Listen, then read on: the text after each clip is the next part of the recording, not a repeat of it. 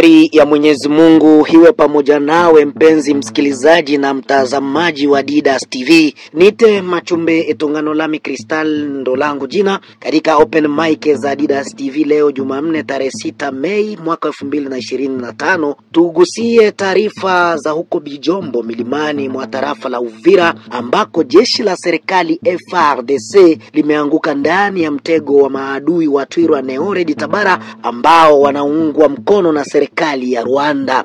Tumejaribu kumtafuta msemaji wa jeshi kwenye sekta ya operesheni Sukula ya pili, Luteni Mark Elongo, ila nguvu zetu zimeambulia patupu. Kuangazia hili tumeungana moja kwa moja na engineer strategy na Mubamba, msemaji wa kundi la CPLC Bar FABB linaloongozwa na Luteni General Delphin Kalembe Ngomanzito akiwa milimani mwa Uvira muda huu. Engineer strategy na Mubamba, unanipata kwa urahisi pale ulipo? Bila shaka mtangazaji, na kufata 5 kwa 5 na natumaini ya kwamba umzima wa afya.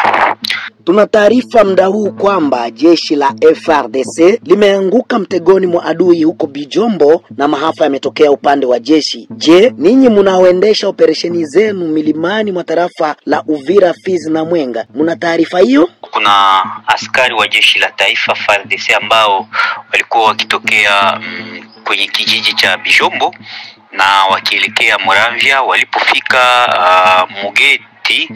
Mugete ni kijiji kipatikanacho kwenye usultani wa Bavira, tarafa la Uvira, jimbo la Kivu ya Kusini.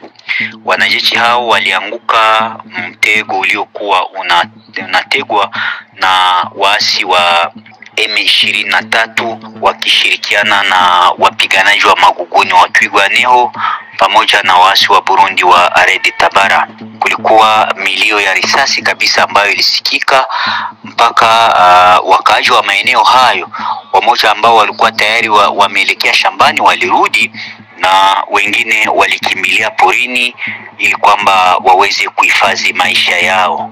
Matokeo ni kwamba askari jeshi wa FARDC wawili waliweza kufariki papo hapo na wanamgambo wa Gumino karibuni 6 hivi waliweza kuumizwa na walipelekwa kwenye hospitali ya hapo Muramvya ili kupata matibabu. Wanamtangazaji, tuzungumze kisa na mkasa wa shambulio hilo ni nini zaidi?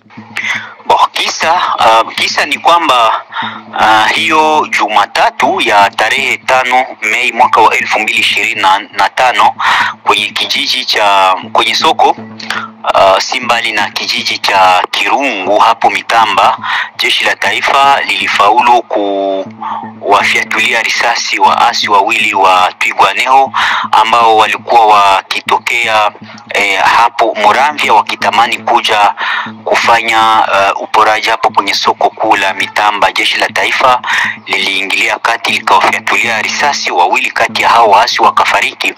Inawezekana ndilo jambo ambalo limetuma waasi hao walipatwa na hasira na kuendesha shambulizi dhidi ya jeshi la taifa ambalo linaendesha shughuli zake za kikatiba za kulinda usalama wa raia na mali yake hapo kwenye nyanja za juu za tarafa la Uvira, tukitaja wilaya ya Bijombo tarafani Uvira. Imefikiaje waasi hao kutandika mtego wao pale Bijombo? Je, wametoka upande gani au ni wao ndo wamedhibiti eneo hilo? Jeshi la Rwanda likijificha ndani ya waasi wa M23 wakishirikiana na Twirwaneho Red Tabara ya Burundi wanapatikana kwa wingi kwenye usultani wa Bavira huko Bijombo, kwa sababu wanajificha ndani ya raia pale Muramvya, Kajembwe, Kagogo, Mugeti na Kirango na Kirumba.